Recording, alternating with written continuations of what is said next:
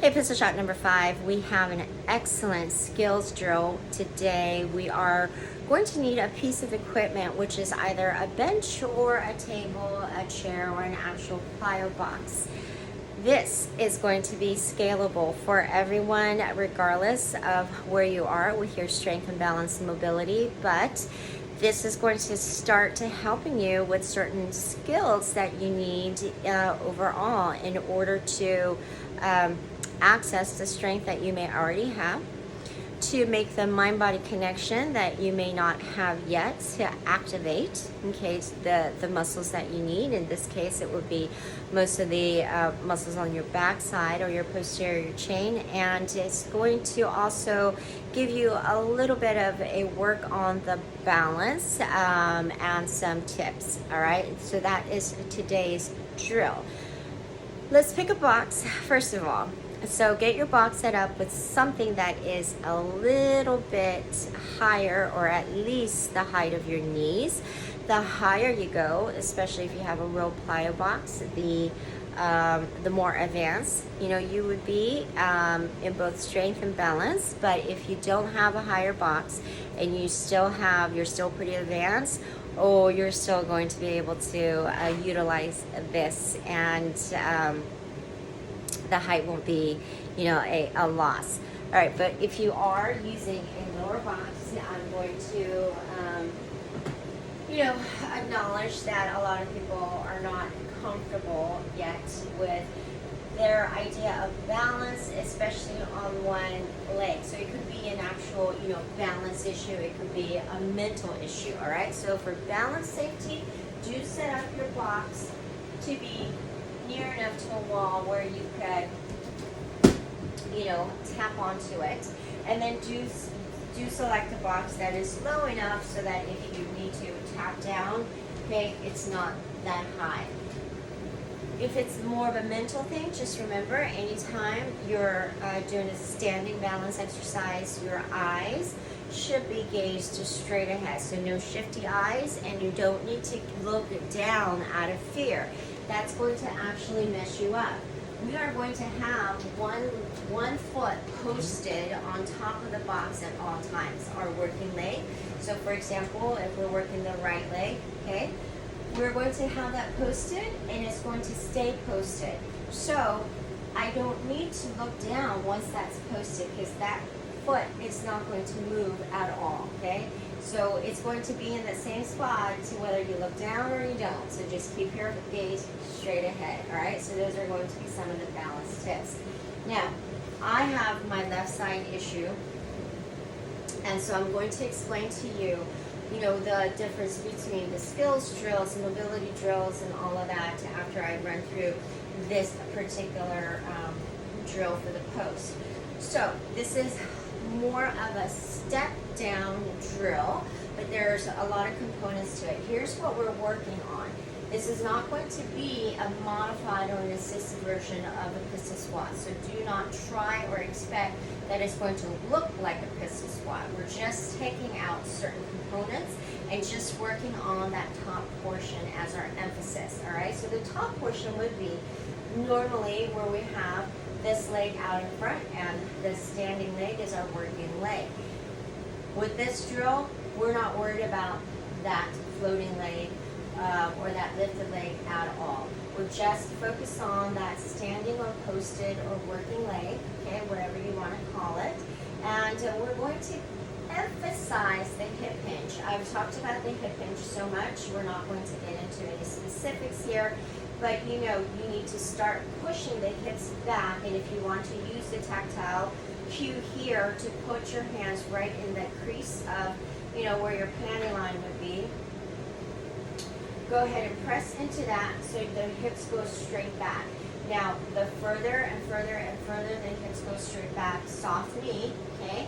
Don't worry about what's happening with that floating leg. The further and further, and as you descend to try to close this gap, then you'll start feeling the whole backside of that standing leg start to load up. Now I want you to emphasize this hinge so much that the hips keep going back until you're able to get your entire, if you have the room, for your legs to keep going down, for your entire upper body to be practically resting, okay, or at least your tummy area to be resting over this leg, all right? So we're doing a very exaggerated hip hinge. When I say loading, okay, that back leg, that means we're putting pretty much most of our body weight right in that area. And in this case, it would be your entire glute, your hamstring glute tie-in, and your hamstrings, okay? That would be where the bulk of your weight would be loaded. That's what it means to load. Now, we're going to then, once we hit that bottom position, whatever it is for you, okay? So if you feel like you come down here and you're like, okay, that's it, you know, I don't think I have the strength, this is my max, then you're going to come up, okay? How we're going to come up is going to be really important, all right? There is a case, you know, to say that let's just come up any way you get up, right? Because we're just practicing getting down and getting up. In this case, we're very specific. We're going to go push through the heel, okay? So that part is the actual, you know, way that we need to get up. We're going to push through that heel, so push down onto your platform, right against that heel. But instead of doing that only and loading here, okay, again, this one could be floating, we're going to do a little bit of a deviation here. We're going to go ahead and once we're down here, not only push through the heel, but think about if somebody is holding on to your hip bones right here from the back, okay, from behind you, and actually lifting that hip straight to the ceiling so that you end up in this flat back position, or as much as possible, all right? So if you think about this shape or this movement pattern, you're actually thinking about having that straight line from where you're focusing on pressing down into the heel, shooting that strength requirement or accessing that strength requirement all the way up to the back of your hips, okay? So exaggerate that hinge, okay? If you need to tap down, fine. Try not to. If you need to use a solid surface box like mine and take advantage of that solid surface and slide that floating leg, especially because, you know, this is my bum leg. We'll talk about that a little bit more in a second. Yeah, so go ahead and use those assists. Okay, one last thing. If you find that turn around this way now. If you find that your knees are coming inward, all right, they're caving in, which is a big no-no, and in this case, that would be whatever is your working leg, that knee is trying to go off the platform. Oftentimes in exercises, you'll see me put my hand here as a visual block and a visual guide, or actually give myself a little push with that tactile reminder. In this case, what we're going to do, instead of having to put our hands here, is that as we're doing this, and this goes for both the descent and the ascent. So as we are going down, we're going to think about having our upper body centered over that working thigh, okay? So you are slightly angled, or maybe it'll be easier if I show you this way. So in this case, I'm going to, if I'm working my left leg, I'm going to angle a little bit to the left, okay? So keep my head, my nose basically centered over the middle of my knee. And same thing on the upward portion, all right? So see what a problem I have with my left side. All right, so if you have already established that you have an issue, right? You have very bad balance, and it's due to ankle mobility, or it's due to something in the hips, then you've done half the work because you've identified it. That's where I am. Then you would need to really focus on putting some emphasis and extra work on that. If you have not done any assessments or done the work to figure out what's going on, that where you can't do something, you have no idea, is it, you know, because it's not that you can't do it, okay? It's something's going on in your hips, your strength, your thoracic spine, your ankle, your feet, okay? And oftentimes it's fairly common issues, okay, that could be corrected or could be worked on.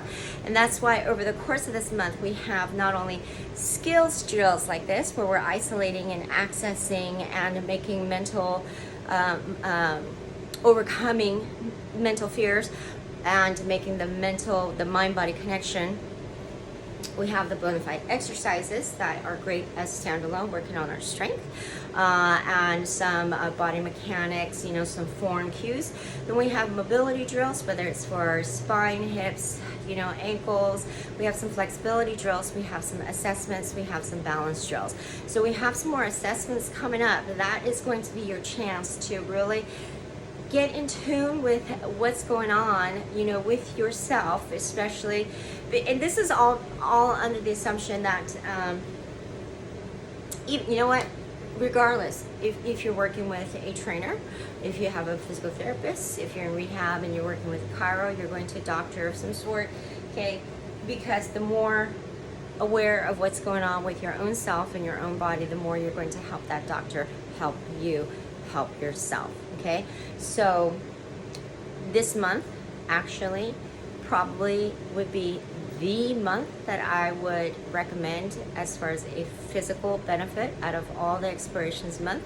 If you coupled this with 2 other months, which is either one of the arm months, such as the Gun Show June or the Burpees Challengings, which was the first one ever last September, or you did the Tiny Movements month. And then if you want to really like take things, you know, to the finish line, it would be the Active Ready month, which was January this year. You basically have an entire lifetime worth of, you know, information, drills, exercises, routines, and covering, you know, head to toe, okay? So, but if I had to pick one, it would be this, because the pistol squat requirements, there's just no way you're going to get by without addressing head to toe, you know, except for arm strength, which we could do, you know, also work on with load. There's no way we could bypass, okay? That's why I had said in the intro post that this is a really great way to assess your condition, your balance, your strength, your mobility, and all of that, okay? So just FYI, your hip mobility assessments and drills are going to be probably the most important, along with the ankles, and then balance, and then flexibility, and then not only, and I'm didn't mention T-spine, not because it's not important, but because we've already done so much to work on T-spine mobility. So any of the prior posts or any posts that you see or that you have exercises for that help with posture, okay, you can pretty much use that. Most of the time it will coincide, you know, as your T-spine mobility, okay? So I had said I had worked on, you know, finally has started to work on my left side imbalance, which I did the very first, or, you know, half of it, which is I did identify exactly, you know, what it is that's caused it, and now I just have to work on it, okay? So that part I haven't been as good, so I need this pistol month, which is why I did it, you know, but everyone needs it. All right, give it a shot, okay? And pick your platform, because we're going to be able to reuse that for other posts coming up.